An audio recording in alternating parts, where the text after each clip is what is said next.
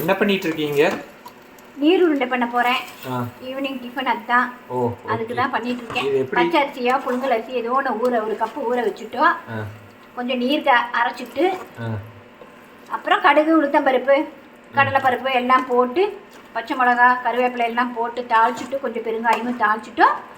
தேங்காய் ஒரு மூடி போட்டு வதக்கிட்டு இந்த மாவையும் போட்டு நல்லா இப்படி கிண்டணும். கிண்டிட்டு இனி உருண்டை பிடிக்க போறீங்க. அதை எப்படி பார்க்கறேன். என்னம்மா பண்ணிட்டே இருக்கீங்களா? ஆமா, நல்லா இது மாவை நல்லா கிளறிட்டோன்னே இப்படி கையில ஒட்டாது.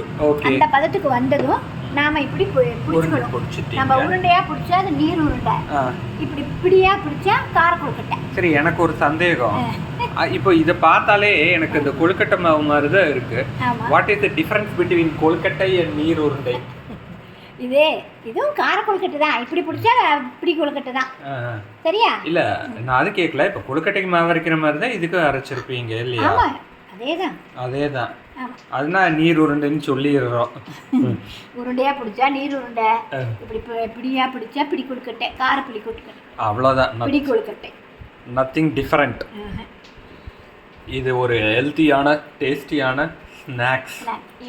நம்ம இப்போ இந்த வாரம் ஸ்நாக்ஸ் வாங்கல, வீட்லயே நான் பண்ணி கொடுத்துட்டேன். ஆமாம், அதனால இது ரொம்ப ஹெல்த்தியான ஸ்நாக்ஸ். ஆக்சுவலாக இது எங்கள் அம்மா இப்போ ஃபைனலாக எங்கள் அம்மா சொன்னது மூலமாக தெரிஞ்சது என்னென்னா, இதை உருண்டை பிடிச்சா நீர் உருண்டை, இதை இப்படி பண்ணுனா கொழுக்கட்டை. இது ஏன் நீர் உருண்டைன்னு சொல்கிறாங்கன்னு தெரியல இல்லையா? நீர்க்க மாவை ஊற்றி நல்லா கிளறோம்ல. அதனால தட்ஸ் இட். மற்றபடி கொழுக்கட்டைக்கு பண்ணுற அதே மெத்தட் தான். ஸோ இது கொழுக்கட்டையோட ரெசிபி வீடியோ இந்த லிங்க்கில் கொடுத்துருக்கோம், அதையே பாருங்கள். அதே தான் இதுவும். உருண்டை பிடிச்சா நீர் உருண்டை, இப்படி பிடிச்சா கொழுக்கட்டை இல்லையாம்மா? ஓகே, இது வெந்த உடனே நம்ம பார்ப்போம் அடுத்து. வெந்துருச்சு. இதுதான் நீர் உருண்டை.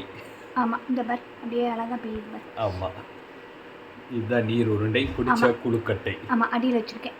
இதுக்கு வேணும்னா சட்னி பண்ணிக்கலாம், இல்லை இதுலேயே பச்சை மிளகா போட்டால் சட்னி சாம்பார் எது வேணால் தொட்டு சாப்பிடலாம். இல்லை இப்படியே சாப்பிட்டாலும் சாப்பிடலாம்.